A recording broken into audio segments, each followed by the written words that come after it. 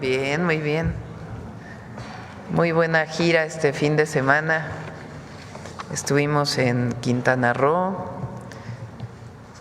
en Yucatán y en Campeche, y aprovechamos para supervisar el puerto de Progreso, que ya se está ampliando, a dar el banderazo para el inicio de la construcción del Tren Maya de carga, además de todas las obras de vivienda que se van a hacer, o más bien, más que obras, las viviendas, la construcción de viviendas ya en los 3 estados. Y para cerrar el día fuimos a Querétaro ayer, ya se está construyendo el tren Ciudad de México-Querétaro.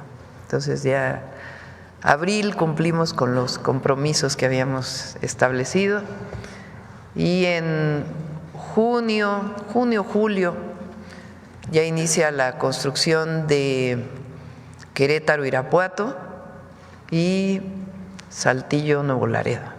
Entonces vamos en tiempo y sin endeudarnos, al contrario, bajamos el déficit 2 puntos del PIB. Así trabajamos sin corrupción, sin privilegios. Bueno, hoy tenemos primero a Iván Escalante de Profeco, después Ariadna, que nos va a platicar de los avances en Tamaulipas. Hubo una tromba ahí y hubo varias familias afectadas, estuvimos ahí y ahora nos va a platicar, entre otras cosas, de cómo vamos a atender a Tamaulipas.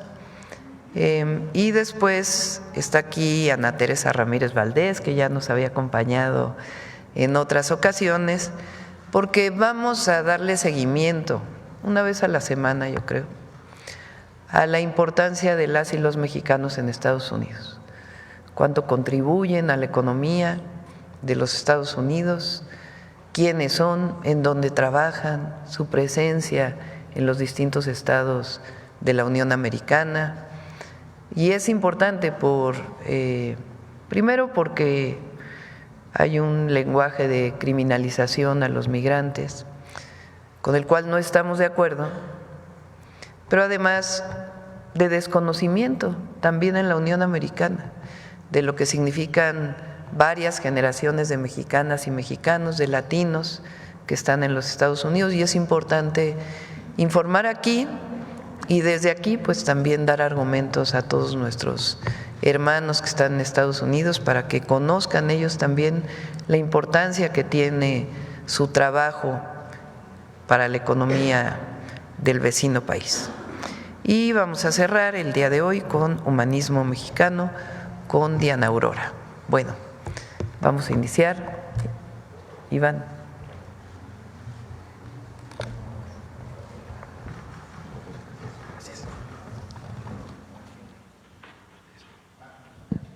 Muy buenos días a todas y a todos quienes quieren los precios. Iniciamos, como desde hace algunas semanas, con información sobre el seguimiento a la Estrategia Nacional para promover la estabilización del precio de la gasolina, recordándoles que la presidenta, la doctora Claudia Sheinbaum, encabezó esta estrategia y se hicieron muchos esfuerzos, varias instituciones, las empresas gasolineras, por vender el litro de gasolina regular en menos de 24 pesos. Aquí lo tenemos, el promedio nacional, el precio promedio nacional está en 23,63. Aquí presentamos el precio promedio en cada una de las regiones, como está dividido el territorio para fines de venta y distribución. Entonces, en la zona noroeste el precio promedio está en 23.56, norte 22.74, noreste 23.28, Golfo 23.74, occidente 23.93, centro 23.69, sur 23.91 y sureste 24 pesos. Aquí se siguen haciendo esfuerzos por un tema de flete de gasolina para que disminuya el precio en toda la zona sureste. Adelante.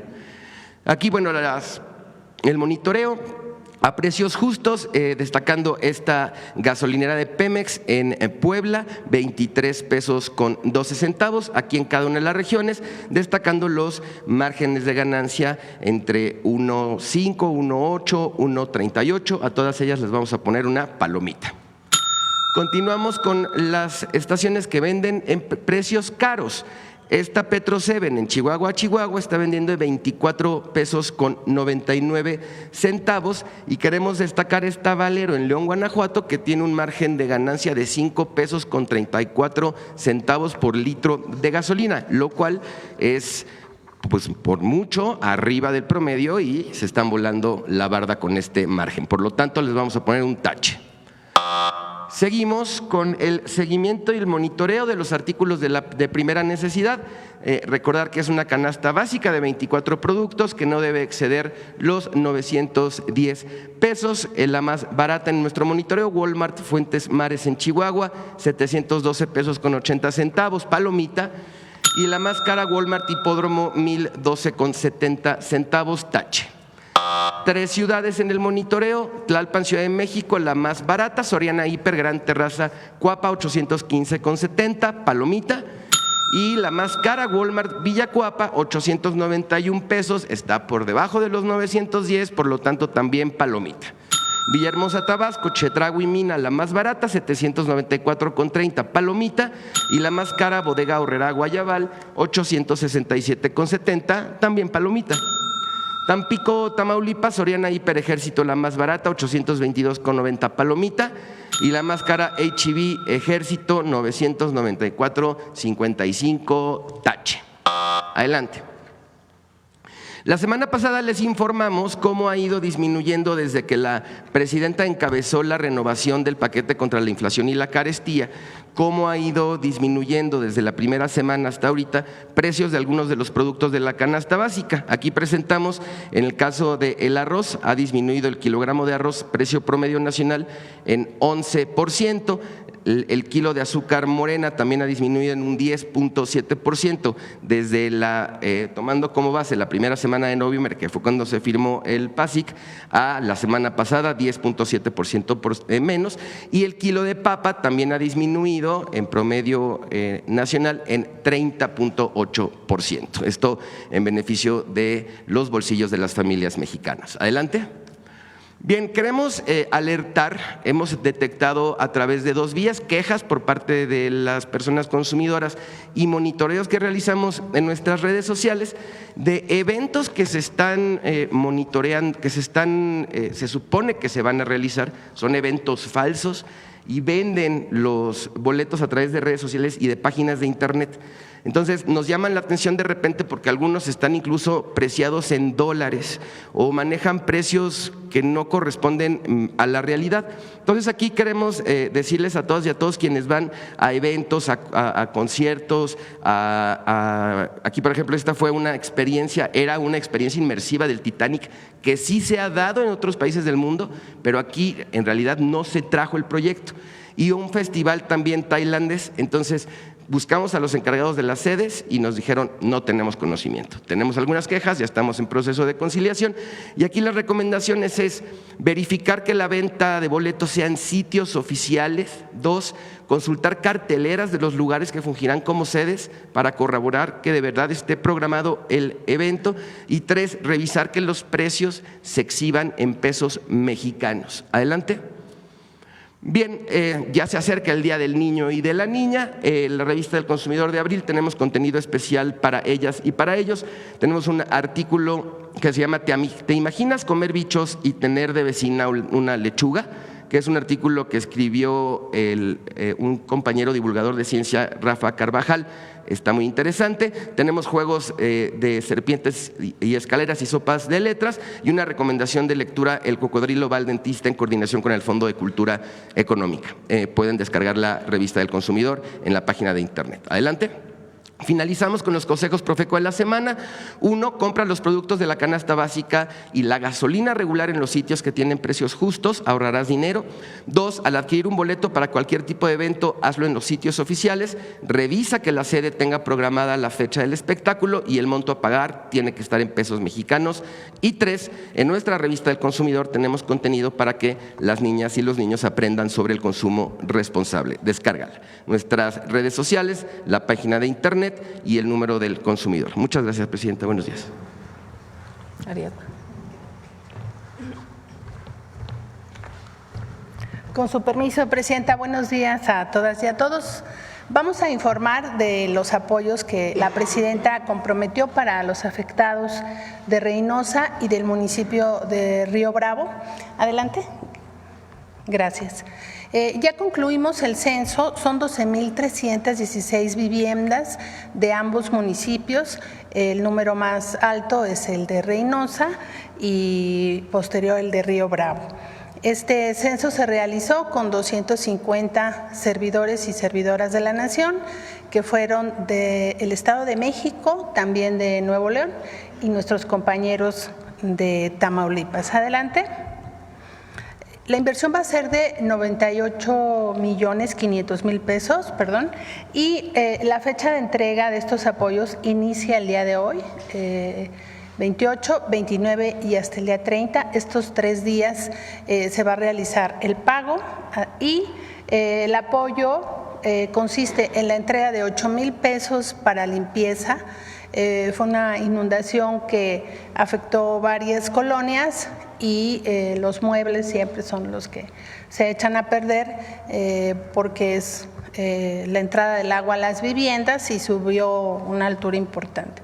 De tal manera que también la presidenta dispuso que se haga la entrega de un paquete de enseres por parte de la Secretaría de la Defensa Nacional, que contiene un refrigerador, una estufa, un colchón, vajilla y ventilador, para apoyar a las familias que perdieron sus enseres. Adelante. Y aquí les mostramos pues el trabajo de nuestros compañeros y compañeras servidores de la Nación. Pues nos teníamos que meter al agua en lancha con apoyo de Protección Civil, del Gobierno del Estado, de Marina en este caso y de la Sedena, de tal manera que agradecemos ese esfuerzo y ese trabajo de nuestras compañeras y compañeros que permiten que atendamos a través de este programa de emergencia social a las poblaciones que se encuentran afectadas por un fenómeno de esta naturaleza. Es el primero y espero que sea el último que atendamos en este año. Adelante. También el día de hoy les recordamos que pueden tramitar su credencial de INAPAM, que es una credencial que a los adultos mayores de 60 años les es útil porque les otorgan descuentos en el camión, en los aviones, en las farmacias, en las tiendas, en los supermercados, en fin, cada tienda que está afiliada a INAPAM establece sus descuentos. ¿Qué requisitos se piden para tramitar esta credencial? Bueno, tener 60 años cumplidos, presentar identificación oficial con fotografía, también la CURP y su acta de nacimiento, con un comprobante de domicilio, llevar una fotografía y dejarnos un teléfono de contacto. Nosotros esperamos que al futuro todos los que ya tengan esta credencial, como son los mismos documentos que pedimos para la pensión de adulto mayor, ya no tengan que tramitar nuevamente el registro a la pensión, sino posterior.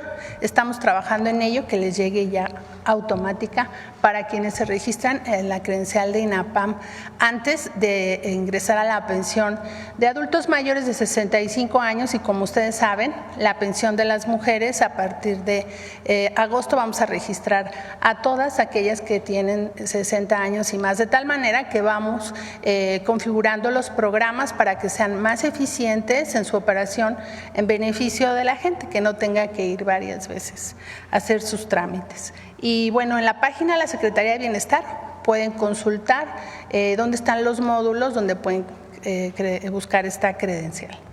Adelante. Y también el día de hoy les traemos los avances de cómo van las asambleas del FAIS, del Fondo de Aportaciones a la Infraestructura Social. Este año, como ustedes saben, se destinó un componente para la población indígena. Serán 12.374 millones de pesos de inversión para apoyar a 20.360 comunidades de todo el país. Este proceso de asambleas se está realizando a partir del 9 de abril y hasta el 31 de mayo. Estamos trabajando con los servidores de la nación como facilitadores de estas asambleas, convocando a la autoridad indígena. Se establece esta asamblea y ahí acuerdan sus proyectos. Adelante. Ya llevamos 6.463 asambleas, estamos muy contentos porque casi más de medio millón de personas han participado en estas asambleas y es un ejercicio de reconocimiento como sujetos de derecho público a las comunidades, pero también que hoy pueden ejercer su presupuesto de manera directa y decidir en qué van a ejercer estos recursos. Adelante. Como ya lo hemos comentado, ¿en qué pueden invertir? En agua potable, drenaje, electrificación, urbanización, reforzamiento de la infraestructura de salud, ¿no? Como las clínicas, también de las escuelas y mejorar las viviendas. Pueden hacer concurrencia entre las propias comunidades y también con el municipio, el gobierno del estado, sumar recursos para poder hacer obras más grandes. Adelante. Las asambleas comunitarias, ¿cómo se realizan? Bueno, se convoca a la comunidad y entre todos identifican los problemas de infraestructura básica de esta comunidad. Establecen un plan de trabajo, todo ello en una guía que se entrega para ir anotando toda la información. Se elige el comité de administración, que es el que administra obviamente los recursos, y el de vigilancia, que a la par da este seguimiento de cómo van las obras y cómo se va ejerciendo el recurso que se les va a entregar. Pueden participar en estas asambleas los mayores de 18 años y para las comunidades que tienen más de una localidad, tienen que estar presentes, invitar, convocar a personas de todas las localidades que conforman su comunidad. Porque pasa mucho que se quejan de que como están lejos no los toman en cuenta. Por eso colocamos esta regla de que estén representadas todas las localidades para que todas las necesidades se contemplen. Y bueno, las comunidades que son muy grandes, porque hay algunas en la zona de Chiapas que tienen 153 localidades, que por lo menos asiste al 75% representantes de esas localidades para que se escuche sus necesidades fundamentalmente. Y bueno, recordar que estos recursos serán auditados por la Auditoría Superior de la Federación, por eso hay todo un proceso de acompañamiento, sobre todo que es la primera vez del ejercicio de los recursos. Adelante. Y bueno, como ya dije, hay un comité de administración y de vigilancia que serán los encargados de esta ejecución de estos recursos y de estas obras. Adelante. Y bueno, aquí les trajimos varias fotos para que ustedes puedan ver cómo están participando las comunidades. Algunas localidades son muy pequeñas y están muy contentos porque hoy se les toma en cuenta, porque hoy se les escucha y sobre todo porque es bajo su sistema normativo que cada comunidad tiene y estamos apoyando a todos y cada uno de los pueblos indígenas y la comunidad afromexicana del país. Es cuanto, Presidenta. Gracias. Gracias. Adelante. Bueno, primero que nada, señora Presidenta, muchísimas gracias por invitarme otra vez, por permitirme compartir estos datos con usted y con su audiencia. Es un honor estar aquí. Muchas buenas noticias, como ya saben, pero esta vez quisiera concentrarme, porque tengo muy poco tiempo y tenemos muchas buenas noticias, en lo que hace usted en la mañanera, que es repartir y distribuir los datos reales comparado con los mitos, ¿no? Entonces, bueno, vamos a empezar con una campaña en la que estamos participando en Estados Unidos que se llama Protegiendo a la Fuerza de Trabajo. Y se llama de esa forma porque la fuerza de trabajo en Estados Unidos está empoderizada y manejada por los latinos, especialmente los mexicanos. Entonces, esta gráfica me gusta mucho para empezar esta presentación, porque hablamos de que el 51% de la mano de obra en granjas lecheras en Estados Unidos es latina, la mayoría mexicana. Es lo mismo con la obra de procesamiento de carne, con muchas de las compañías grandes, de hecho, fundadas por latinos que son empresarios ahora y que empezaron como iniciadores de negocios pequeños y que ahora tienen negocios muy grandes. Entonces, volvemos a lo mismo que les platicaba la vez pasada, que es que la fuerza de trabajo de los latinos y de los mexicanos específicamente no es nada más el estereotipo y el mito, sino estamos en todos los aspectos y en todas las áreas de Estados Unidos. 20% de la mano de obra en la construcción, 20% de la manufactura y agricultura y 15% de la educación y salud. Estamos hablando de que en este momento algunos estados en Estados Unidos están ahora sí que diciendo la palabra importando doctores de México, porque no hay la capacidad suficiente. Entonces, no nada más los latinos y los mexicanos en Estados Unidos se están graduando ya para poder atender a esa necesidad de fuerza de trabajo, sino también ya están acudiendo a nosotros. En México están creando incentivos para que los doctores tomen por lo menos unos 5 o 6 años y den el servicio en Estados Unidos. Adelante, la siguiente, por favor. Les quiero recordar, algunas gentes obviamente han estado aquí cuando yo he estado, algunas gentes no. Nosotros somos un centro de investigación en Estados Unidos completamente dedicado a hacer investigaciones y reportes. Hasta el día de hoy hemos publicado 68 reportes acerca de las contribuciones económicas de los mexicanos específicamente y también de los latinos en general en Estados Unidos. Y la razón es exactamente la razón de esta presentación, es cerrar el gran espacio que existe entre los estereotipos, los mitos, los prejuicios y la realidad de quiénes somos en ese país y también aquí, por cierto. En este país, obviamente, somos 130 millones casi, pero dense cuenta que en Estados Unidos somos casi 40 millones. Y además de todo, nada más 4 millones de esos son indocumentados. El mito de que la mayoría de los inmigrantes mexicanos son indocumentados es completamente falso. Y recuerden que estos números además son muy conservadores porque están basados en los números del censo y en los números del censo los cuentan cómo la gente se identifica. Hay mucha gente que por miedo o por diversas razones no se identifican en el censo como mexicanos o como latinos. Entonces estos números son muy conservadores. Los números reales son mayores que esto. Adelante. Ya habíamos comentado que además el origen de una gran parte del Producto Interno Bruto en Estados Unidos viene de los latinos, específicamente de los mexicanos. Y esta vez traemos un dato nuevo que son ¿qué tanto producen los mexicanos indocumentados? Los mexicanos nacidos en Estados Unidos, o sea, los inmigrantes, ya no los hijos, ya tampoco la gente que es segunda, tercera generación, nada más la gente como yo, que nací en México y que me fui a Estados Unidos, ¿no? Entonces, tenemos que los mexicanos que han sido nacidos en Estados Unidos han contribuido al Producto Interno Bruto el año pasado con 781 mil millones de dólares.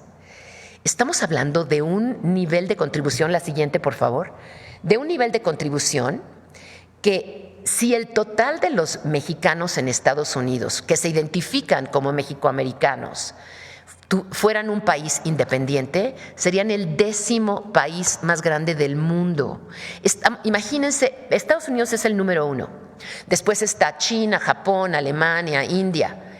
Los mexicanos en Estados Unidos serían la 10ª economía más grande del mundo. Los latinos el día de hoy son entre la 4ª y la 5ª economía más grande, pero los mexicanos solos Solamente los mexicanos, quitando a los venezolanos, a los colombianos, a los argentinos, a todos los demás latinos, serían la 10ª economía más grande del mundo. Imagínense lo que es esa ecuación cuando vemos que nosotros somos 130 aquí, casi 40 allá, con este PIB y con el PIB de México. Esta sinergia es increíble, es una oportunidad tremenda, no nada más para nosotros mexicanos, y gracias a la doctora y a nuestra presidenta que está poniendo este esfuerzo de crear esta relación, de cerrar este vínculo, de reforzar que la gente en Estados Unidos que es de origen mexicano está bienvenida aquí. Porque imagínense, entre más cercanos estemos, mejor podemos participar en los dos países, por cierto. Adelante. Me voy a ir un poquito más rápido porque ya sé que voy un poquito atrasada, pero todo esto para decirles que la economía sigue creciendo. Nosotros el año pasado predijimos, hicimos un pronóstico en base a todos los datos económicos y los economistas que trabajan con nosotros, que en los siguientes 6 años los latinos iban a pasar Japón. Ya lo pasaron. El día de hoy los latinos están muy cerca de ser la 4ª economía del mundo, y en 2 o 3 años, ya también predijimos el año pasado, pasarán también a Alemania y nos pondremos en el lugar 3º en el mundo si fuéramos una economía. La siguiente, por favor. 1 de cada 4 jóvenes en Estados Unidos hoy es latino. 1 de cada 4. El 16.1% de los jóvenes menores de 18 años en Estados Unidos son mexicanos, de origen mexicano. Les puedo seguir diciendo los datos y son muchísimos, pero les quiero decir el mensaje. Siguiente, por favor. Además de todo, seguimos creciendo. La vez pasada que tuve el honor de estar aquí, les comenté que mi hermano tiene un dicho maravilloso, que es que lo importante es la tendencia. La tendencia continúa. A pesar de la retórica, a pesar de las deportaciones que se han dado para los latinos en general, a pesar del susto, para ser muy francos, que existe en Estados Unidos, los latinos continúan creciendo. Lo vimos en la crisis del 2008 en Estados Unidos, lo vimos también en la crisis de la pandemia. Los latinos sufrieron, desde luego que sufrieron, como todos los demás americanos, y a veces más, porque eran una gran parte de los trabajadores esenciales en la crisis de la pandemia, pero igualmente se levantaron primero. Los latinos fueron los primeros que regresaron a su lugar de trabajo en marzo de 2021 por el Departamento de Estado, casi a su nivel anterior de la pandemia, cuando todo el mundo apenas estaba regresando. Entonces, todos estos números se los digo porque sí es cierto, hay una situación específica en Estados Unidos. Hay miedo para nuestros latinos, hay miedo para la gente que es indocumentada específicamente, pero seguimos creciendo, seguimos produciendo. Adelante. Y como dice esta gráfica, seguimos además creciendo a niveles mucho mayores que el resto de los latinos. Y volvemos a lo mismo, a lo que les dije al principio, no nada más en el campo, que es muy honorable y que es muy necesario, por cierto. Los campos en los estados más importantes agricultores en Estados Unidos dependen de nosotros, pero también en el STEM, en lo que es la ciencia, en la tecnología, en la inteligencia artificial, en abogados, todo tipo de profesiones. Adelante. Los números lo dicen. Adelante, por favor. Hay muchos números, por favor vean nuestro reporte completo, todos nuestros reportes. De hecho, este año hemos difundido 3 nuevos reportes muy importantes. Uno de ellos, la juventud, que es la siguiente gráfica. Tenemos un estudio de juventud nuevo que habla de la potencia que tiene esta juventud, de la que hablé al principio, que es 1 de 4 americanos en el país de Estados Unidos. Adelante con la siguiente gráfica, por favor. La siguiente. Y luego las mexicanas, desde luego, que es uno de los segmentos más importantes y además de los que estamos más orgullosas, específicamente yo, pero también sé que mucha gente en esta sala y en este país. 1 de cada 6 mujeres en Estados Unidos es mexicana. Eso es un número potentísimo y ahorita les voy a hablar un poco del voto y por qué esto es tan importante. Además, también como los mexicanos, las mexicanas tienen la tasa de empleo más alta de cualquier otro grupo en Estados Unidos. Y aquí hay un dato que me encanta y creo que algunos lo han oído antes. nosotros tenemos un estudio del consumidor y en el estudio del consumidor sale que las latinas hacen el 86% de todas las decisiones en el hogar. Y el número para las no latinas en Estados Unidos es de 63%. Entonces, para cuando me dicen a mí, no nada más el perfecto ejemplo es la presidenta de México, sino cuando me dicen a mí que la sociedad mexicana es muy machista, yo les digo, oye, pues no tanto, ¿eh? La verdad no tanto, porque 86% de todos los gastos de la casa los hace la mujer en un hogar mexicano. Adelante. Bueno, entonces, ¿de dónde salen los estereotipos? Yo les he dicho muchísimos números y además hay muchos más en los que les estoy demostrando con números oficiales de Estados Unidos que los latinos, específicamente los mexicanos, somos el motor de la economía americana, de Estados Unidos. ¿De dónde vienen? Adelante. Los estereotipos, hacemos un estudio todos los años acerca de los medios en Estados Unidos y nosotros hacemos un censo completo de todos los programas de televisión, de todas las películas que salen al aire. Hay muchísimas películas que no salen al aire y muchísimos programas, pero de los 1,400 en promedio que salen al aire en Estados Unidos hacemos un estudio detallado. Mi equipo que está aquí lo hace. Y obviamente nos hemos estado dando cuenta que todos los estereotipos, casi todos, vienen de medios. Y les comparto esto primero que nada porque es importante saber de dónde vienen los mitos, pero también porque ese impacto de medios también pasa en este país. Y es muy importante porque hay una responsabilidad por parte de los medios de representar en forma verídica y auténtica a la sociedad que están sirviendo, a su audiencia. Entonces, aquí vamos a ver que, según nuestro reporte, el último que acabamos de presentar hace un mes exactamente, los mexicanos son 16% de la población, como les dije antes, y sin embargo nada más tenemos 2.8 de los roles en televisión en inglés y en películas. Y desgraciadamente casi no tenemos importancia o casi no tenemos representación más que nada en los salones de escritores de programas, en los salones de edición, en los productores y en los directores. Entonces, cuando tenemos una población que es básicamente invisible, a pesar de que está contribuyendo con 16% de la economía, ahí es donde hay mitos, porque desgraciadamente más de la mitad de estos números, más de la mitad del poquito que nos toca en televisión en inglés es negativa. Y ustedes han visto programas que ganan muchos premios como Narcos o Mayans MCs o Griselda o todas esas películas que desgraciadamente, aunque sean bien dirigidas, como dicen algunos críticos, nada más enseñan una parte de lo que somos, que es el crimen, que no es la parte productiva que tenemos nosotros en estos números. Estos números no funcionan y no pasan como coincidencia. Estos números pasan porque gente trabajadora está dándole a este país tanto dinero. Adelante, por favor.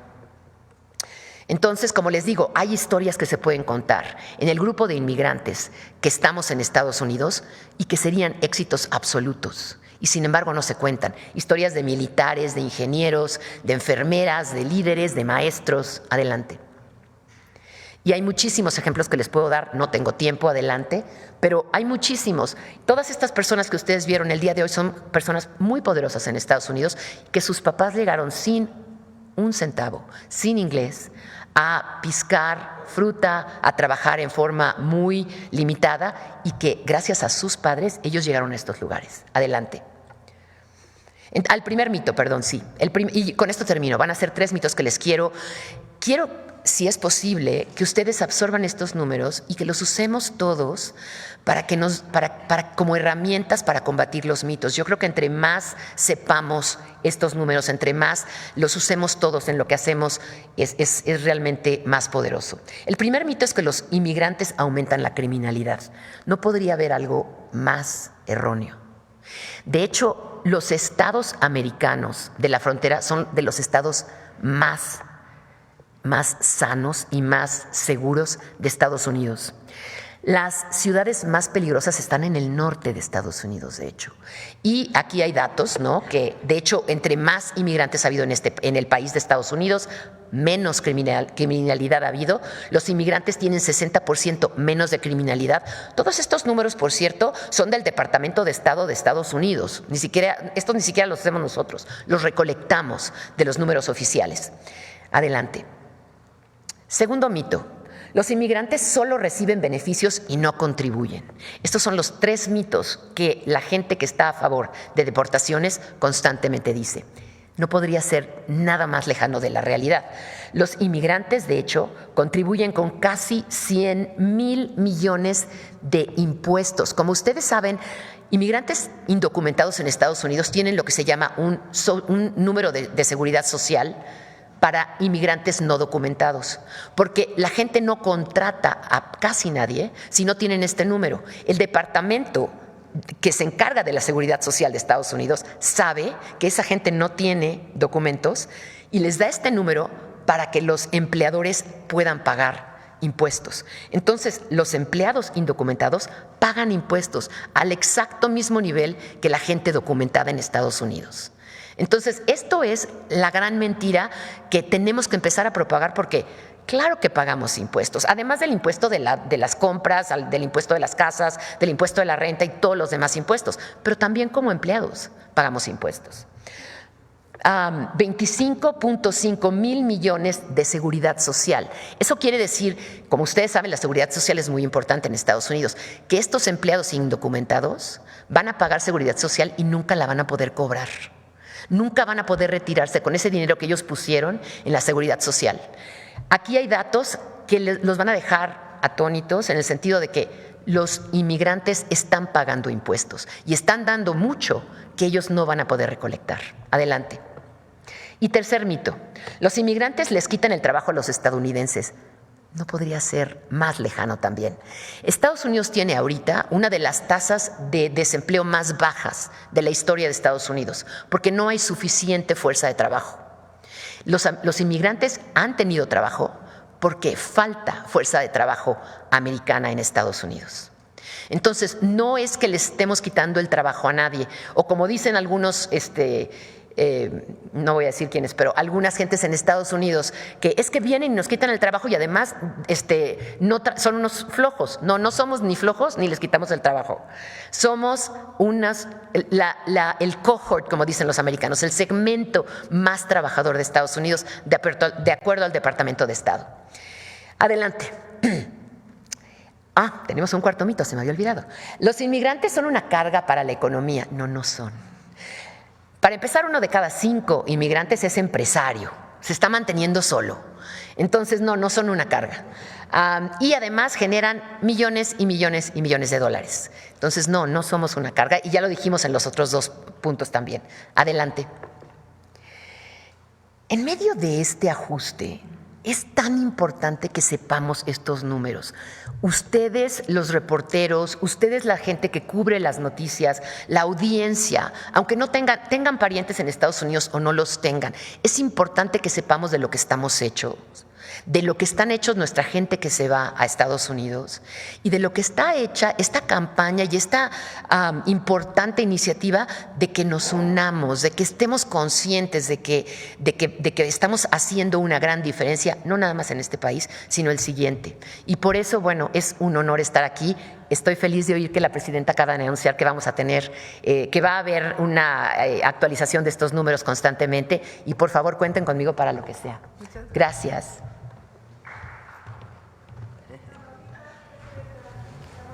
Muchas gracias. Bueno, vamos a iniciar con las preguntas. Vamos por acá porque te quedaste desde la otra vez.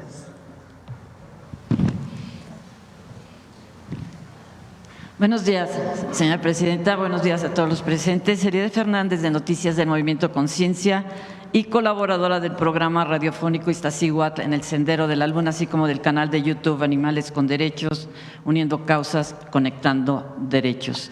Señora presidenta, antes de formularle la primera pregunta, permítame obsequiarle el libro Revocar el Silencio, con fotos de mi autoría y un ensayo crítico de la escritora Francesca Gargalo, que en paz descanse, Fue publicado en 2018 por la reconocida editorial Artes de México a través de su colección Luz Portátil.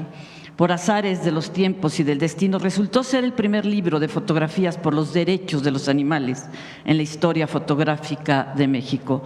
Y no es sed de protagonismo ni pura promoción, como dicen algunos, porque a mí en lo personal esta lucha no me beneficia en nada. Este ensayo fotográfico vio la luz motivado por ideales cuando me puse también unos buenos zapatos y en el morral metí mi cámara y mi conciencia. ¿Me acepta el libro con una breve pero muy sentida dedicatoria, señora presidenta? Se lo dejo a Sí, gracias. Si me lo permite, otra pregunta. Señora presidenta, México ya es un referente a nivel mundial de progreso moral al incluir a los animales en su Carta Magna. Ahora en breve corresponde al Congreso de la Unión expedir la Ley General en materia de bienestar, cuidado y protección animal que mandata nuestra Constitución. Gracias a sus instrucciones, en un ambiente humanista y de legalidad, el 31 de enero pasado se llevó a cabo una reunión con la Consejería Jurídica de la Presidencia, donde nos orientaron sobre los procedimientos para dar a conocer nuestro proyecto de ley general. De tal forma, el Movimiento Conciencia le ha entregado a la Semarnat desde el 6 de febrero información documentada a la cual se le incorporó recientemente la gestión del conocimiento con la intención de coadyuvar a construir una sociedad con base en normas de convivencia más justas y empáticas con nuestro entorno sin discriminación de especie. Ciertamente este proyecto se ha ido enriqueciendo y fortaleciendo día con día con la colaboración de diversos colectivos, incluso con la participación internacional en lo que se refiere al derecho comparado. Así podríamos proseguir hasta el infinito, pero los plazos y términos legislativos por ahora nos marcan un límite. No obstante, hay zozobra, ya que todo parece indicar, como muchas veces sucede cuando un tema trasciende jurídica y culturalmente, que los oportunistas están en primera fila. Algunos legisladores proponen a diestra y siniestra leyes sin conocer el problema de fondo. Surgen más pseudoambientalistas y las lucrativas estructuras bien diseñadas no gubernamentales capitalizan el trabajo de la sociedad civil, la de a pie, la que sobrevive heroicamente a las tareas que se ha echado a cuestas, la que ha dejado parte de su vida y su patrimonio en pequeñas y grandes victorias, la que lucha por convicción. Por esto y por mucho más, entre distintos grupos civiles de protectores de animales existe un muy justificado temor de que en esta ley general no se vean reflejados sus esfuerzos de décadas, sino incluso que se plasme lo contrario. El riesgo de desviarse del objetivo fundamental, sospechan, es grande, ya que aseguran no han sido tomados en cuenta para los foros de análisis de la iniciativa de ley general. Señora presidenta, por causas análogas a lo anterior expuesto, el Movimiento Conciencia le confió al entonces presidente Andrés Manuel López Obrador su propuesta de ley contra la crueldad animal, que consistía en incluir a los animales en nuestra Carta Magna. Ahora, con la misma confianza, le piden a usted que reciba su proyecto de ley general en materia de bienestar, cuidado y protección animal. Dicen que solo en sus manos tendrán la certeza de que dicho proyecto podrá ser debidamente recuperado y revisado para su consideración y canalizado a las instancias correspondientes. La pregunta, señora presidenta, es: ¿le puedo dejar el proyecto de ley general en materia de bienestar, cuidado y protección animal del Movimiento Conciencia? Estas páginas contienen décadas de lucha y un montón de ideales y de sueños, conscientes justamente de que los sueños no se cumplen, se trabajan. Sí, claro que sí. ¿Sí le puedo dejar? Sí, le decimos a Ernestina, que es quien lleva pues el seguimiento, la coordinación de las distintas leyes, que lo revise, lo empiece a analizar junto con ustedes para poderse presentar para la ley general. Gracias, que no quede en el cajón. Claro que sí. Muchas gracias. Gracias.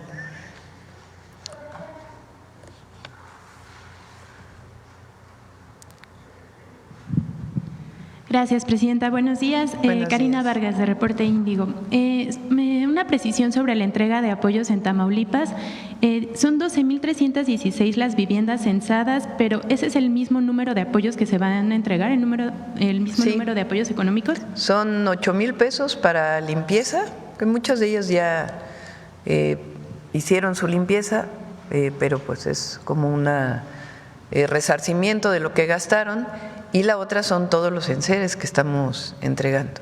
Ahí estuve pues hace, yo creo que 2, 3 semanas e informamos eso a la población y quedaron satisfechos.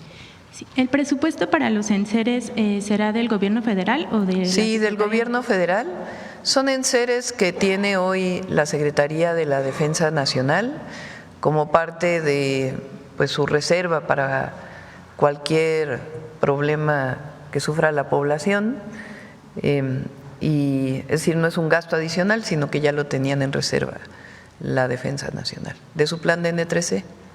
Gracias, presidenta. Y en una primera pregunta, bueno, sobre la carta que envió la secretaria de Agricultura de Estados Unidos por el tema del gusano barrenador, saber qué le compartió el secretario Julio Verdeguer sobre la respuesta que le dio. Él anunció que ya respondió a esta carta, pero saber qué contiene esa carta y si usted pues tiene… explica todo lo que se está haciendo, porque hay solicitudes que no corresponden. Entonces, la Secretaría de Agricultura y Desarrollo Rural ha estado trabajando desde el primer momento que salió esta enfermedad, esta plaga. No sé cómo se llama exactamente, a lo mejor ahorita a ver cómo se le llama exactamente.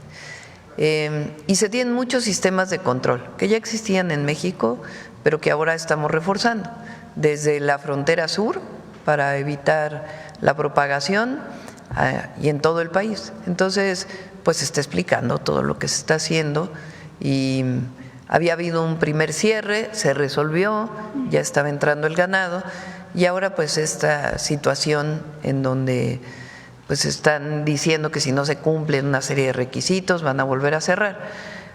Fue un poco lo que dije ayer y es importante. En Estados Unidos el próximo año, en noviembre, vienen elecciones de varios estados de la República para sus gubernaturas. Entonces, lo que hemos estado diciendo es que no puede usarse México como piñata, como parte de su campaña en forma negativa. Con estos números deberían de hacer campañas positivas a favor de México, de los latinos, de los mexicanos, para que vieran que van a tener mucho más resonancia política en estos estados. Entonces, hay cosas que tienen razón de colaboración, de coordinación y otras que consideramos que son excesos. Pero lo importante pues es atender esta situación del gusano barrenador en el ganado. Gracias, presidenta. Que lo estamos haciendo. Gracias. Y sobre la asistencia de la secretaria de Gobernación, Rosa Isela Rodríguez, al funeral del Papa Francisco, ¿le comentó algo? Apenas va a regresar en unas horas. Está por regresar. Llega aquí en la tarde-noche y ya pues nos platicará cómo le fue y mañana pues ya podemos platicarles con más detalle. Okay. Ha habido algunos comentarios y críticas sobre que no acudió usted personalmente al funeral. ¿Qué respondería a estas? Bueno, estuvimos muy bien representados por Rosa Isela y así estuvo bien. Muy bien. Y siempre nuestro cariño, reconocimiento y alegado y a la vida del Papa Francisco, un Papa humanista que siempre optó por los pobres y que deja un gran legado al mundo entero, a los católicos y a los no católicos. Y sobre todo porque en México aún hay una gran representación de esta iglesia. Sí. Muy bien. Presidenta, saber si tiene algún reporte sobre el caso del menor Eric Leonardo Terán, de quien se dio a conocer que falleció tras asistir a una excursión de la Academia Militarizada Olin Cuauhtémoc. Padres de familia denunciaron que hay reportes de que el menor habría sido maltratado durante ese viaje. ¿Tiene algún reporte al respecto? Se está haciendo la investigación y con gusto les informamos, pero se va a hacer una investigación profunda. ¿La investigación está a cargo de quién? Del Estado. Pero nosotros pues estamos dándole seguimiento. ¿La Secretaría de Educación Pública podría comenzar a hacer una revisión? Tiene que participar también. Sobre todo pues para regularizar este tipo de prácticas que puedan cometerse en centros que tienen… Primero investigar qué fue lo que pasó y también pues regular una situación así, porque pues no puede haber violencia contra las niñas y los niños. Y en estos centros que operan, bajo el modelo militar. Y finalmente, Presidenta, saber si tiene algún reporte actualizado sobre el caso del Festival Ac Ceremonia. Nos comentó en un primer momento que la Secretaría de Gobernación se reuniría con las familias de los fotoperiodistas. ¿Cuál fue el resultado de estos encuentros? Se está avanzando junto con el Gobierno de la Ciudad de México y la propia Fiscalía de la Ciudad de México. Se está apoyando a los familiares y también, como lo mencioné, estamos en la revisión de la concesión. Edna Vega nos está ayudando, la secretaria de Sedatu, y le voy a pedir que venga para que pueda informar el día que informe Vivienda, que informe la condición en la que se dio esta concesión, quién tiene esta concesión, amparos que tienen y recursos de revisión, y qué estamos haciendo para poder retirar esta concesión del Parque Bicentenario, que además es mejor que se opere por parte del Gobierno de la República. Y justo este caso, Presidenta, abrió pues la precariedad en la que laboran varios jóvenes en el país, ¿no? En este caso, Berenice y Miguel pues no tenían ni siquiera, o con lo que se ha dado a conocer, pues una paga por esta labor que hacían, sino más bien como muchos jóvenes. Sí, la industria del espectáculo, por llamarle así, pues tiene que cumplir con las leyes laborales. Entonces, aunque sean trabajadores, trabajadoras temporales, pues tienen que tener su seguro social, tienen que tener su pago adecuado. Entonces, Mara también va a estar revisando esta situación. Sí, más bien, bueno, ellos iban por parte de un medio de comunicación, pero pues sí, esta precarización también existe. Sí. ¿Se va a revisar esta situación? Trabajando con las familias. Okay. ¿Podría haber una fecha de cuándo podría darse esta información por parte de la Secretaría de Trabajo? Sí, vamos a invitar a Secretaría del Trabajo, a Edna y a Secretaría de Gobernación para que podamos dar información. Gracias, Presidenta. ¿Qué tal? Muy buenos días a todos y a todas. Juan Hernández de Diario Basta, Tabasco Hoy, Campeche Hoy y Quintana Roo Hoy de Grupo Cantón. Bueno, a propósito de esta cifra que acaba de dar de que los mexicanos serían la 10ª potencia económica, ¿qué le llega a la mente al saber la importancia de lo que es la comunidad mexicana de Estados Unidos? Sobre todo también ayer que usted mencionaba que pues México no es piñata de nadie, ¿no? O sea, realmente la importancia que tienen los mexicanos ahí en Estados Unidos. Las y los migrantes en Estados Unidos, mexicanos, pues han estado ahí por varias generaciones.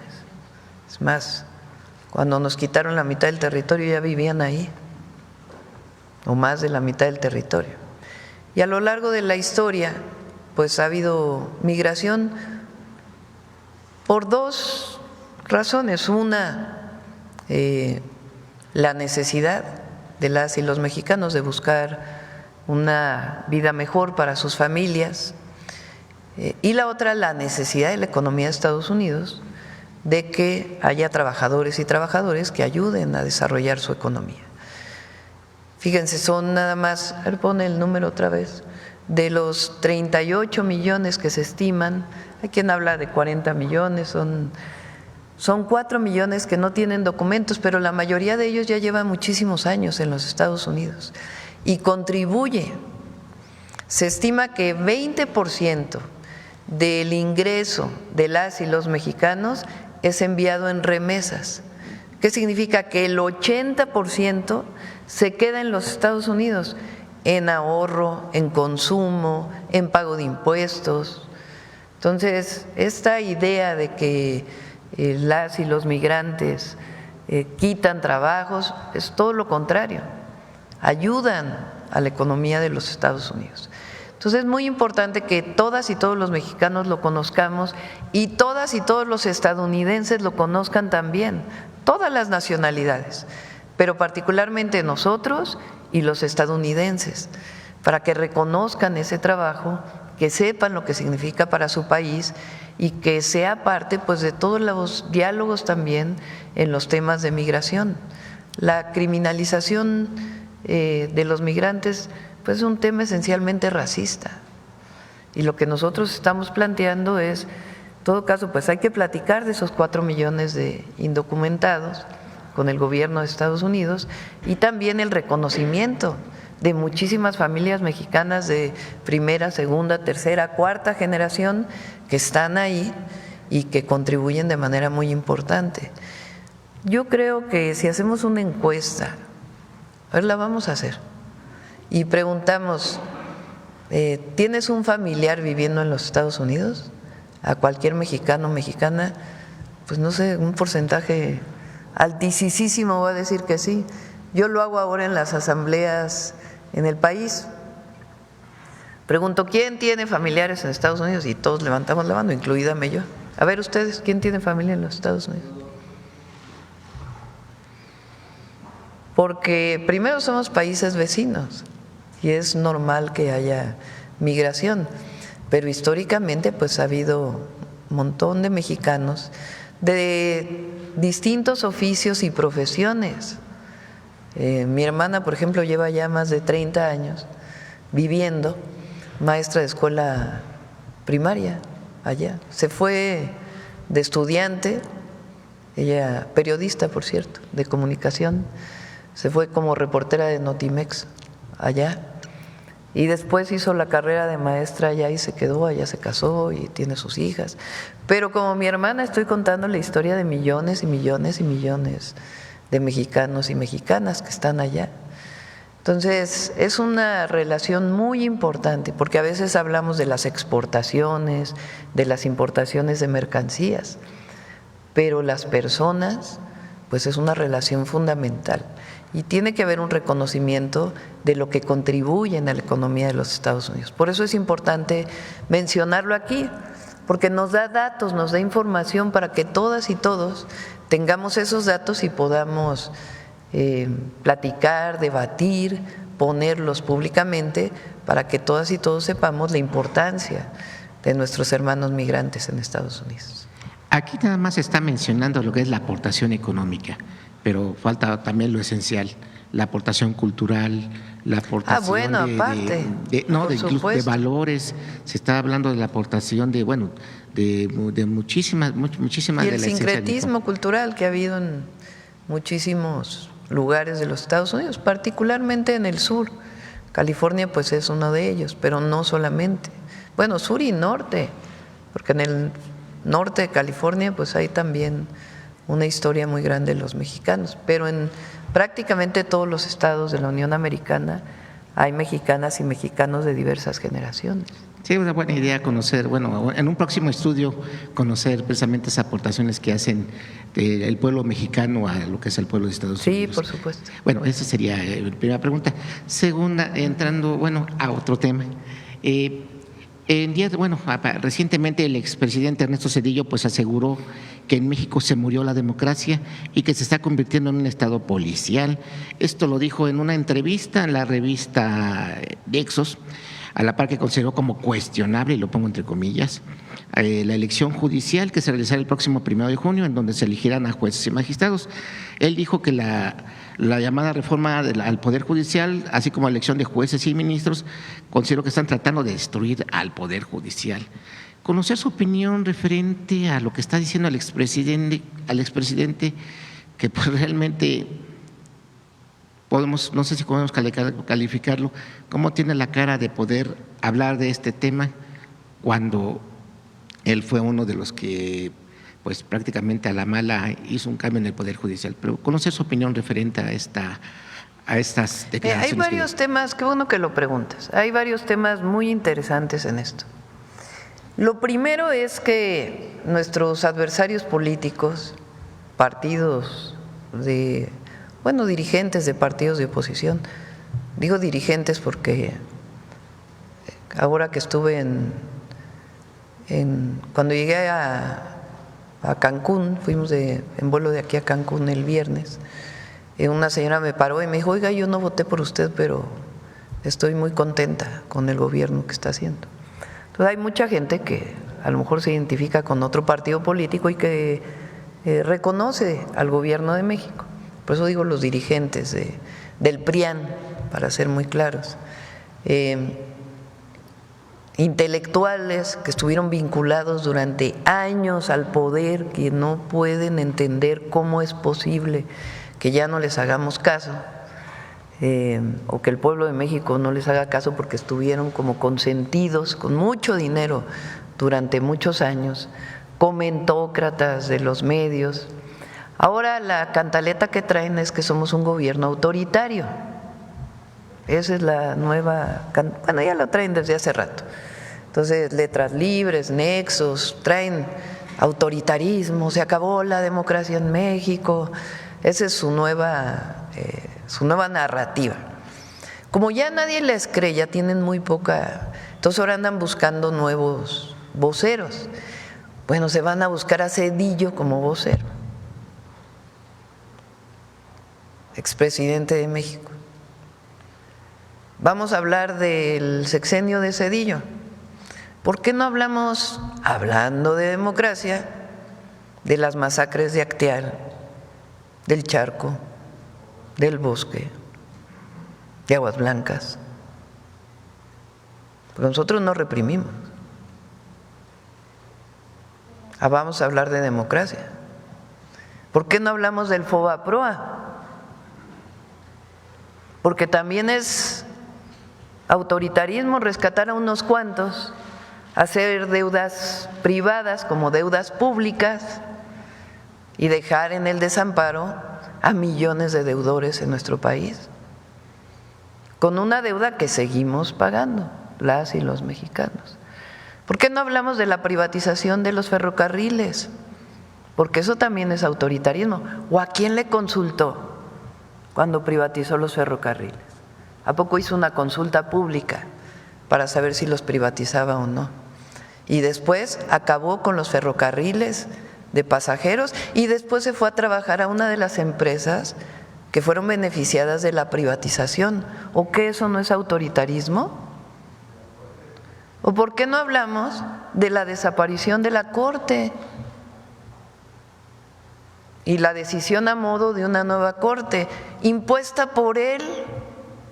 Porque él propuso a cada ministro y ministra de la Corte, ministro, porque eran hombres de aquella época. ¿O por qué no hablamos del Consejo de la Judicatura, que estaba dirigido por la misma persona, presidenta de la Corte? ¿O que eso no es autoritarismo? ¿O por qué no hablamos de lo que dice la Bastida? De que él entregó al PAN a petición del gobierno de Estados Unidos el gobierno de México. ¿O que eso no es autoritarismo? ¿Eso no es entreguismo? Entonces, ahora resulta que Zedillo es el paladín de la democracia. Lo bueno es que el pueblo de México está muy informado, muy informado.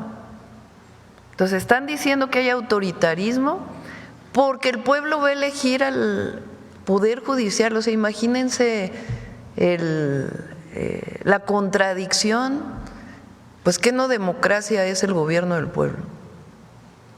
Bueno, eso lo dijo Lincoln. El gobierno del pueblo, por el pueblo y para el pueblo. Entonces el pueblo ahora va a elegir a su Poder Judicial, pero eso no es democracia, porque para ellos la democracia es la de unos cuantos. El pueblo no es sabio, el pueblo no conoce, el pueblo no puede decidir quién va a ser su ministro, porque imagínense que un pobre vote, no, eso no es democracia. O sea, se regresaron al tiempo ancestral. Entonces, están buscando un vocero. Imagínense, Zedillo como vocero. ¿Qué más dónde vive Zedillo? Hace muchos años que no vive en México, ¿no? Digo por ser expresidente, porque bueno, como decimos, hay muchos mexicanos que no viven en México, pero él tomó la decisión de ya no vivir en nuestro país, como muchos otros expresidentes. Entonces, es muy contradictoria, fíjense. ¿No? Ley censura ahora la ley de telecomunicación.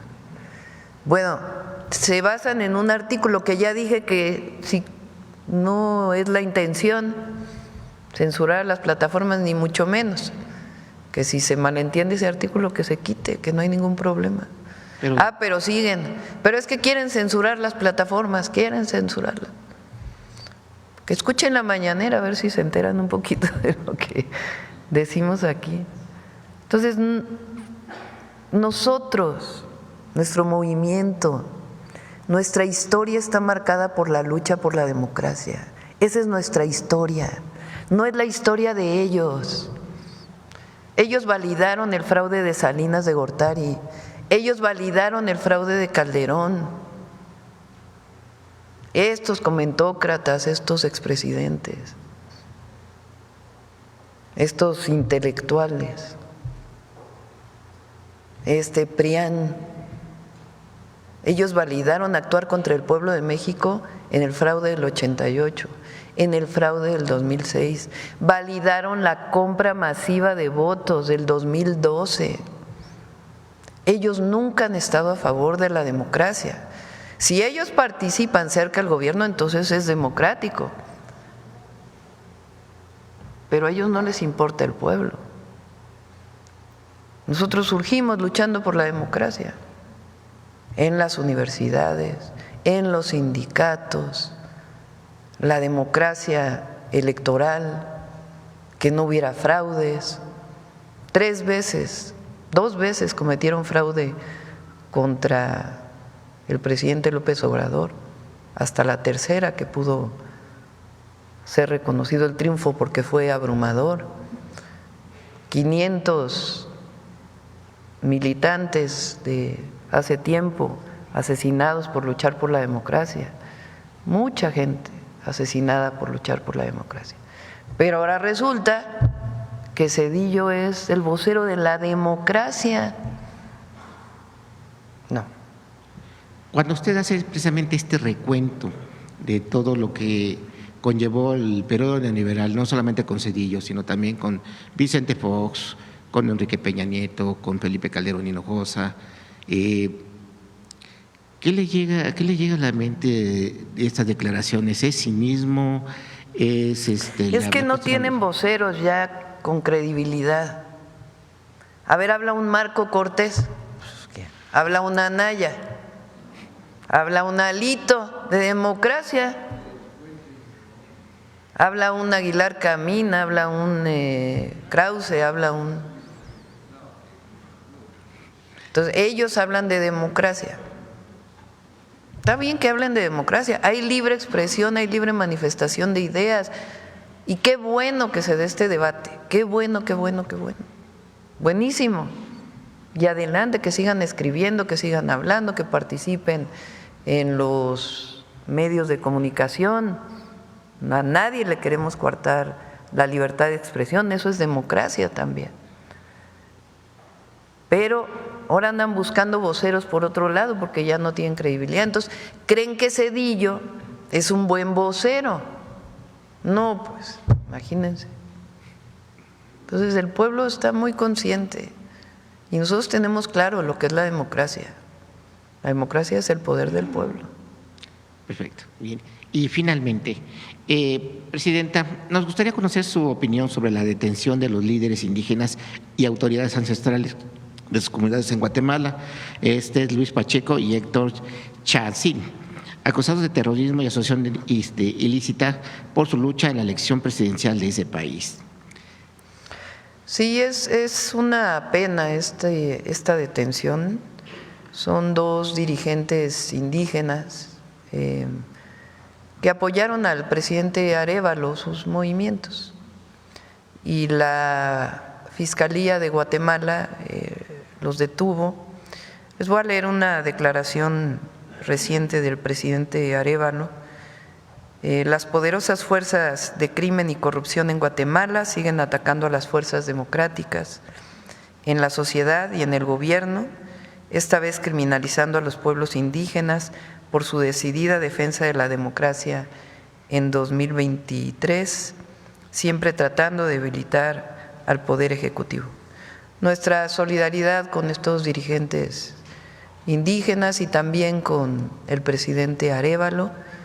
Me van a decir que estoy interviniendo en los temas de Guatemala, no, es sencillamente parte de la política exterior de México, defender la autodeterminación de los pueblos y la defensa de personas que han luchado siempre por la democracia.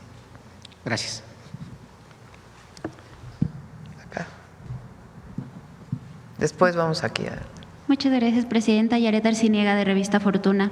Presidenta, al menos en 2 ocasiones nuestra publicación le ha preguntado sobre la necesidad de una reforma fiscal.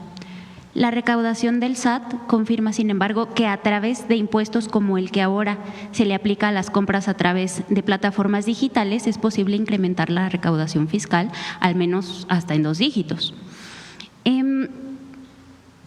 En relación con esto, Presidenta, en Revista Fortuna confirmamos que hay más posibilidades de incrementar los ingresos para la hacienda pública y al mismo tiempo desincentivar el consumo del alcohol y por ende el alcoholismo, que es una enfermedad que aqueja, que si bien se ha normalizado, aqueja a muchas familias mexicanas.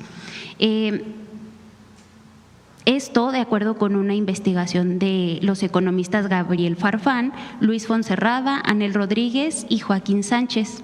Ellos plantean que si se modifica el esquema mediante el cual se cobra el impuesto especial, el IEPS, a las bebidas alcohólicas, pasando de un modelo ad valorem a un modelo ad quantum, es posible que la recaudación pueda incrementar de 15,000 a 25,000 millones de pesos. Esto quiere decir, pasar de un ad valorem a un ad quantum, quiere decir que se graben las bebidas alcohólicas de acuerdo con los grados de alcohol y no con el precio o con lo que cuesta producirlas, ya que muchas bebidas que se producen, es muy barato producirlas, Presidenta. Entonces, como es muy barato producirlas, se venden a muy bajo costo. Esto hace que los jóvenes y que personas en situaciones vulnerables puedan acceder pues más fácil a estas bebidas. Además de que se recaudarían pues muchos más impuestos, mucho más dinero para la hacienda pública, pues esto también ayudaría a desincentivar el consumo. Presidenta, nada más plantearle, ¿su gobierno estaría de acuerdo con llevar alguno de estos ajustes a cabo? ¿Todavía se puede buscar manera de seguir buscando manera de recaudar más impuestos sin llegar a una reforma fiscal, Presidenta? La primera es seguir combatiendo la corrupción. Todavía hay espacios que tienen que ver con evadir impuestos. Esa es la que da más resultados antes de estar pensando en gravar. Por eso fíjense, entre el año pasado y este año, nosotros redujimos el déficit. El año pasado, al cierre del 2024, el presidente López Obrador tomó la decisión de cerrar todas las obras que tenía y eso generó un déficit de ese año, 2024. Déficit quiere decir que hubo un poquito más de deuda. Tampoco estas cosas que habla el Fondo Monetario y que no ha entendido nada de lo que está ocurriendo en México. Entonces nosotros para iniciar el año decidimos disminuirlo. ¿En cuánto lo disminuimos? Pues en 2 puntos del PIB. Estamos hablando de casi 700,000 millones de pesos. Y sin embargo, estamos recaudando más. Y no hemos parado ni los programas de bienestar, es más, hay nuevos programas de bienestar, ni las obras públicas. ¿Cómo es que estamos recaudando más? Yo dije que había 2 áreas donde todavía había mucha oportunidad. Una, la simplificación del SAT, que todavía seguimos trabajando en ella, y la otra, aduanas. En aduanas ya va casi más de 100,000 millones de pesos de recaudación adicional, por varias acciones que se han tomado para evitar evasión fiscal. Entonces, lo primero es eso antes de pensar en subir impuestos. De todas maneras, pues esto que planteas vale la pena revisarlo. Sí, porque no se agregaría una tasa, no se impondría una tasa adicional. Sino se haría de manera distinta. Ajá, se revisa. Solo se cambiaría el sistema por el cual, cómo se graban, y esto pues también ayudaría a que los jóvenes y que las personas que menos tienen, más pobres, que están en situaciones vulnerables, pues no puedan acceder a este tipo de bebidas que son de muy mala calidad, que tienen muchos grados de alcohol y que… Bueno, esa es otra cosa, ¿eh? O sea, la calidad de las bebidas pues tiene que revisarse siempre por las autoridades sanitarias, pero revisamos la propuesta que haces. Muchas gracias, Presidenta. Como segunda pregunta, respecto al PIB, ¿será el 30 de abril cuando el INEGI dé a conocer la estimación? A ver, pon la primera plana del financiero. ¿Será el 30 de abril, Presidenta, cuando el INEGI dé a conocer la estimación oportuna para el primer trimestre? Será un primer trimestre bajo el enrarecido ambiente en el comercio con Estados Unidos. Para febrero se logró un crecimiento inesperado superior al 1%, Presidenta, gracias a que consumidores y empresarios pues adelantaron compras e inventarios. Presidenta, ¿salvamos ya la recesión? Por cierto, el sector primario, la producción agrícola creció 8% a febrero. ¿Qué está cambiando para la economía en el campo, Presidenta? ¿Más fertilizantes, más seguridad? Mire,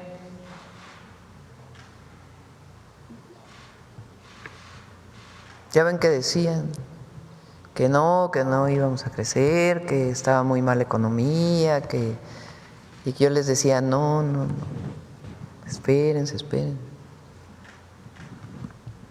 Y todavía falta construcción, porque apenas estamos dando el impulso a la construcción pública, que ustedes saben que uno de los sectores que más impulsa y dinamiza la economía pues es la construcción. Entonces, apenas está desarrollándose la vivienda. Yo pienso que en unos 2 meses, más o menos 3 meses, quizá esté ya todas las unidades habitacionales que estamos construyendo ya en su máximo. Y la obra pública, que también apenas inicia.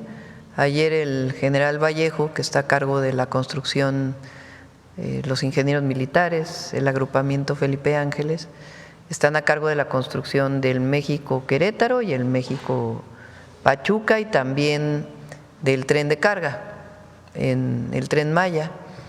La Marina está encargada del interoceánico y vamos a licitar para la participación de empresas privadas en su construcción el Querétaro-Irapuato y el Saltillo-Nuevo Laredo.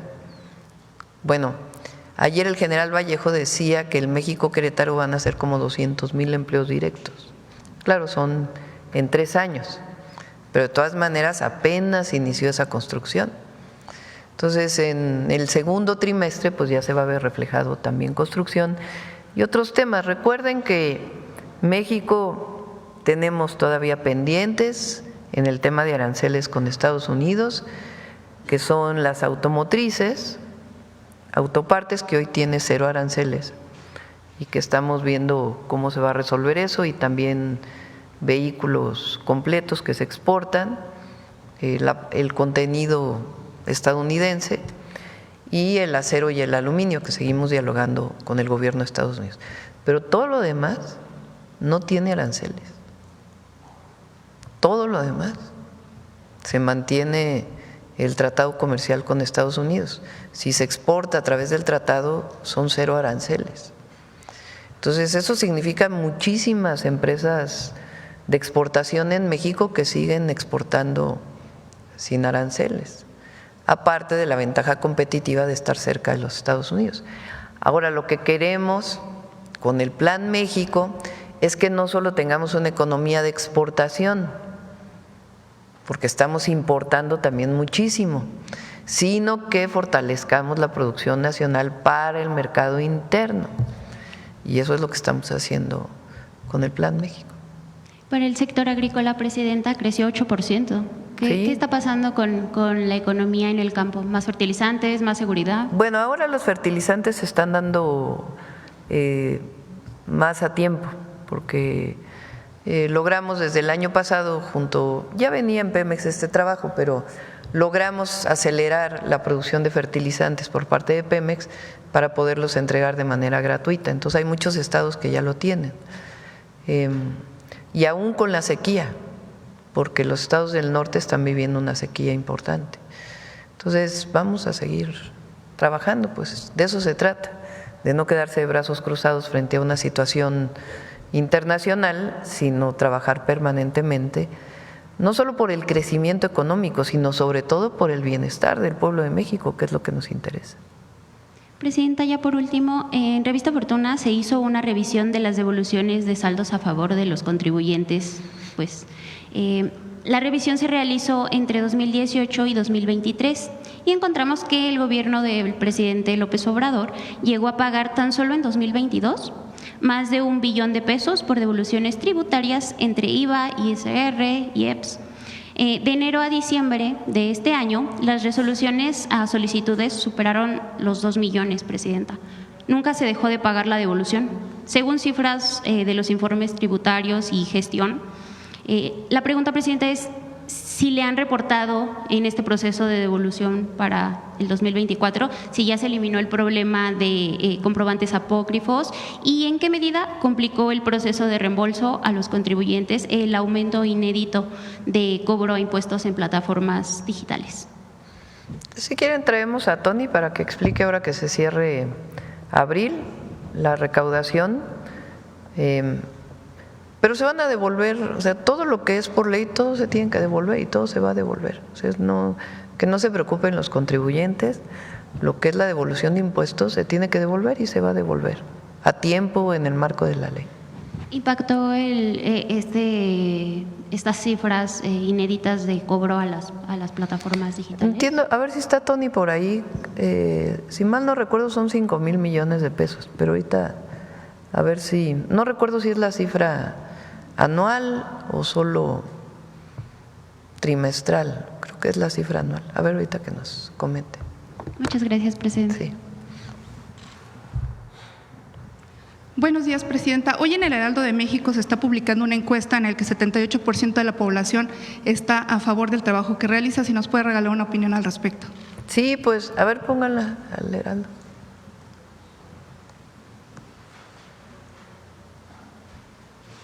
Aquí, como decía nuestra compañera, lo importante es la tendencia.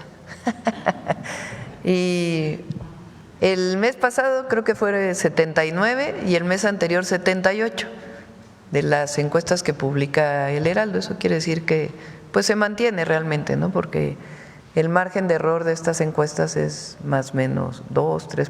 Entonces lo que quiere decir pues es que nos mantenemos en el caso de la encuesta del Heraldo con el 78%, está de acuerdo en cómo estamos haciendo las cosas, y es pues agradecerle a la gente y al pueblo de México y decir que no vamos a defraudar, vamos a seguir trabajando para el pueblo de México todos los días. Presidente, y también otra pregunta. En Estados Unidos se llevaron a cabo 2 grandes redadas, en Florida y en Colorado. Si tiene reporte de mexicanos detenidos y sobre todo la asistencia que se está dándole a los connacionales que pudieran estar detenidos en esa situación. Gracias. Sí, hay tengo el dato de una de ellas, fueron 5 mexicanos y ya están en contacto con el consulado y las familias. Les damos el dato en un momentito. ¿Los 5 detenidos fueron en Colorado Spring o en Florida? Creo que fueron en Colorado, ¿no? En Colorado. Y en Florida les damos la información y siempre tienen el apoyo de los consulados. Okay. Gracias, Presidente. Gracias. A ver, vamos por acá. A ver aquí. ¿Qué tal? Buen día, Presidente. Oscar Zamudio para Sagacín del Estado de Hidalgo.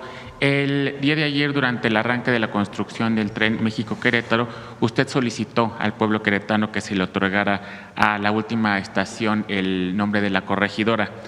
¿Cuál es el mensaje que quisiera darle a las nuevas generaciones con esta sugerencia, Presidenta? Pues las mujeres en la historia. Es el reconocimiento de las mujeres en todos los ámbitos. Las heroínas que tienen nombre y las heroínas anónimas. Durante años Bueno, cuando yo estudié, ni Leona Vicario aparecía en los libros de texto. Sí aparecía Josefa Ortiz, pero ni Leona Vicario. Entonces ahora el que llegue una mujer o que lleguemos todas a la presidencia tiene que ver con esto también, con el reconocimiento de la participación de las mujeres en la historia de México. ¿Alguna sugerencia para el tren México-Pachuca, para el nombre de alguna de las estaciones? Pues ya vamos a revisarlo. Otra mujer, sí.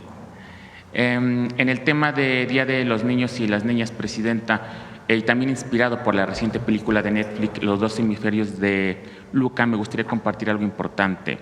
En Sagazine tuvimos el honor de entrevistar a Julián Tello, un niño de 11 años con parálisis cerebral, protagonista de esta producción mexicana junto a Bárbara Mori y Juan Pablo Medina. Una historia profundamente emotiva que pone en primer plano la realidad de las personas con discapacidad en México.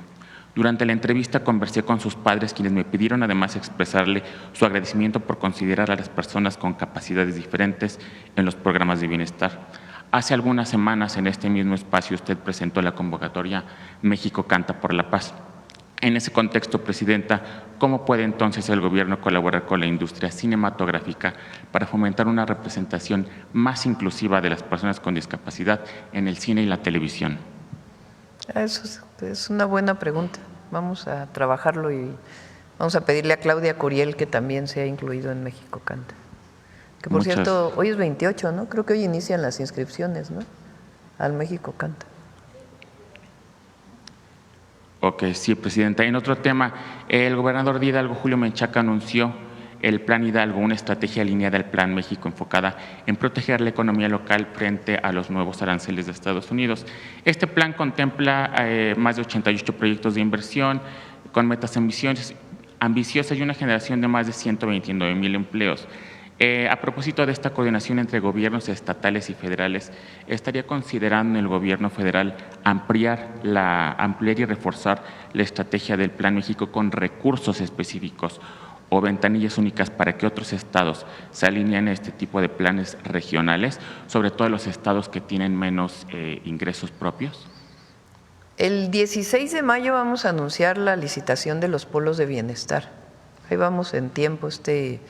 Además nos retrasamos en la presentación de todas las obras públicas, lo vamos a hacer esta semana, pero todo lo que planteamos el 3 de abril del Plan México, vamos en tiempo informándolo. Y uno de los temas que planteamos, 16 o 19 de abril, de mayo, es la licitación de los polos de bienestar. ¿De qué se trata? Son terrenos muy grandes, dependiendo del estado o de la entidad de la República. En algunos casos son 700 hectáreas, como en el caso de Hidalgo, en otros casos son 60 hectáreas, 50 hectáreas, que hemos valorado que pueden ser zonas para el desarrollo industrial, principalmente manufacturero, con parques industriales, pero les llamamos de bienestar porque la idea es que cerca esté la vivienda, que haya escuelas, que haya hospitales, es decir, que no solamente sea la inversión, sino que pensemos en las y los trabajadores que van a trabajar en esas fábricas. La licitación tiene que ver con que esos polos de bienestar van a tener incentivos fiscales de distinto tipo. Entonces se licita y hay distintos mecanismos para que se incentive la inversión privada en todos estos lugares. Hidalgo tiene dos, uno de ellos está en Tula, que es el Parque de Economía Circular, o bueno, cerca de Tula. Tula, más bien Hidalgo, van a pasar por ahí los dos trenes. El México Querétaro tiene dos estaciones en Hidalgo, una en Tula. Y obviamente el México Pachuca, pues también Ciudad de México Pachuca, Ciudad de México Querétaro. Entonces Hidalgo tiene un potencial de desarrollo muy grande, además de que aunque el AIFA está en el Estado de México, pues está esquina con Hidalgo y ahí se están planteando muchos polos de desarrollo en este momento. Entonces sí, Hidalgo, además de la inversión pública del gobierno del Estado, del gobierno de México, pues toda la inversión privada que está llegando a Hidalgo, que es muy importante.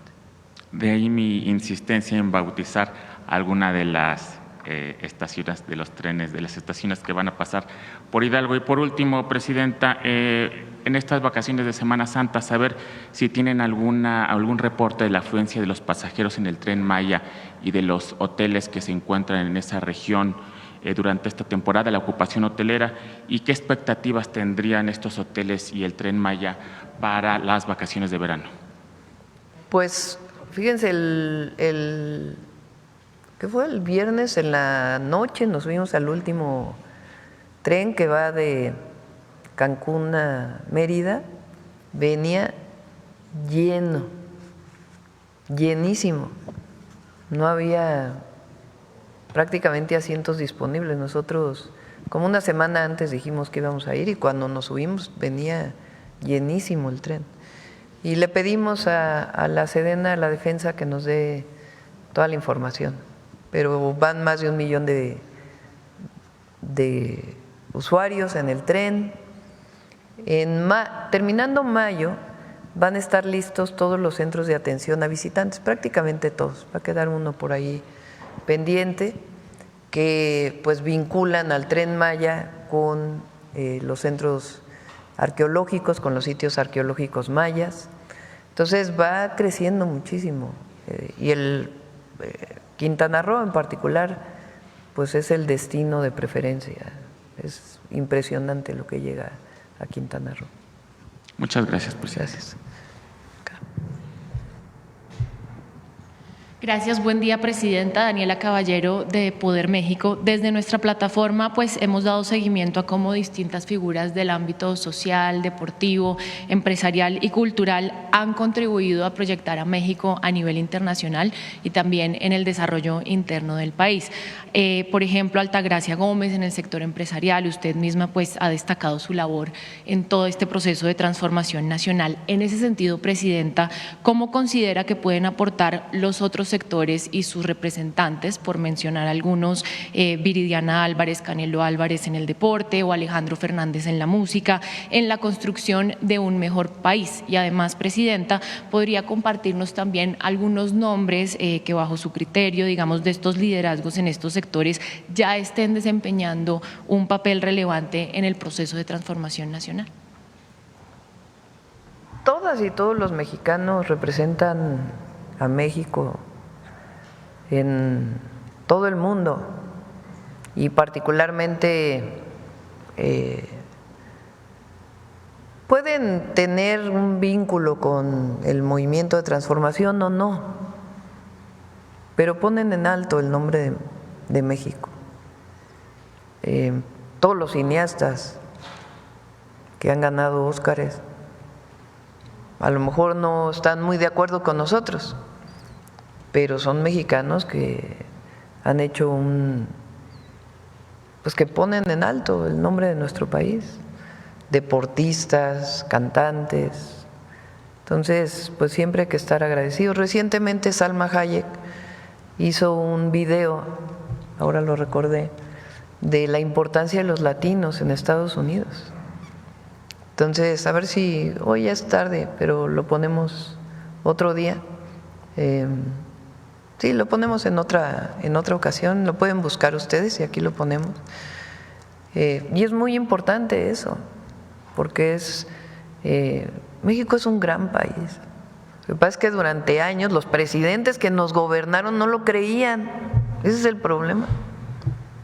¿Ustedes creen que Zedillo pensaba que México era grande? No, ellos tenían su visión en otro lado, particularmente en el norte, y Estados Unidos es un gran país, pero México, la historia de México no tiene, es reconocida internacionalmente.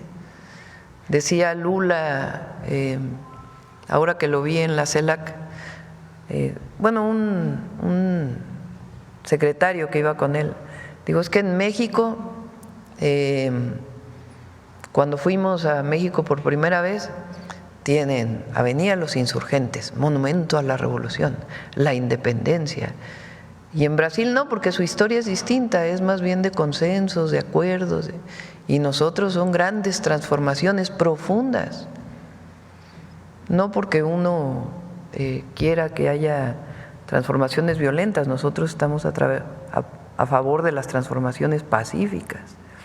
Pero México tiene una historia ancestral. Ahora que estuvimos en los sitios arqueológicos mayas, es que es algo extraordinario.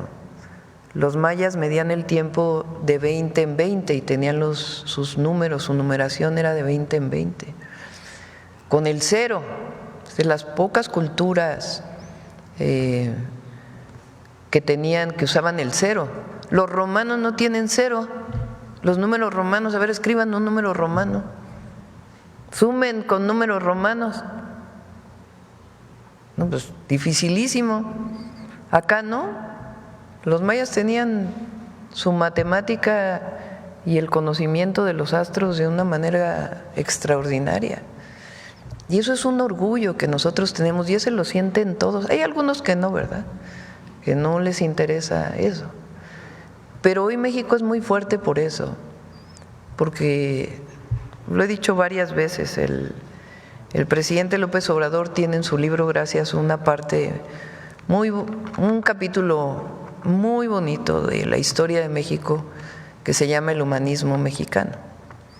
Y ahí dice que cuando viene la invasión francesa y Juárez pone en su carreta, que por cierto el libro de La lejanía del tesoro de Taibo también es una maravilla porque habla de eso. Juárez supuestamente tiene un tesoro en una carreta. ¿Qué era ese tesoro? Los documentos de la República. Y sale fuera de la Ciudad de México cuando viene la invasión francesa y va cargando con los documentos de la República. Y dice el presidente López Obrador y ahí en esa carreta iba la dignidad de México. Y yo estoy convencida que si algo devolvió la Cuarta Transformación al pueblo de México es su dignidad, su orgullo, su reconocimiento. Y eso ya no va a cambiar, ya no va a cambiar. Porque cuando nosotros decimos que la democracia es la representación del pueblo, es el poder del pueblo, pues estos que hablan de que hay autoritarismo no lo entienden.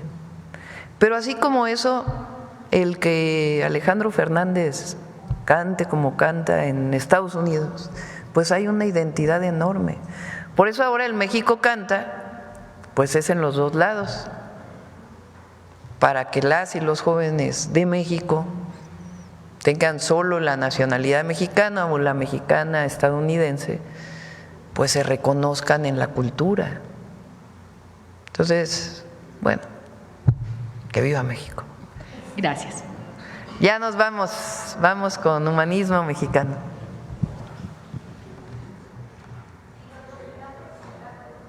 ¿Perdón?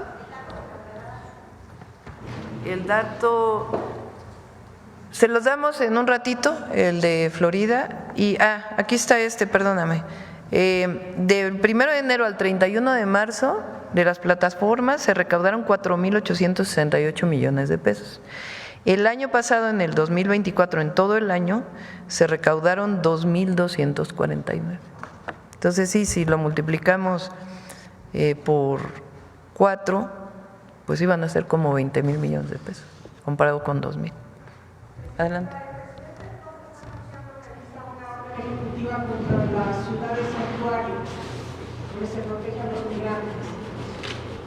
Siempre vamos a defender nosotros a nuestros connacionales, a los migrantes. Ya vamos a anunciar estos cambios que vamos a hacer en los consulados para que tengan todavía mucho más impulso de apoyo a todas las mexicanas y mexicanos.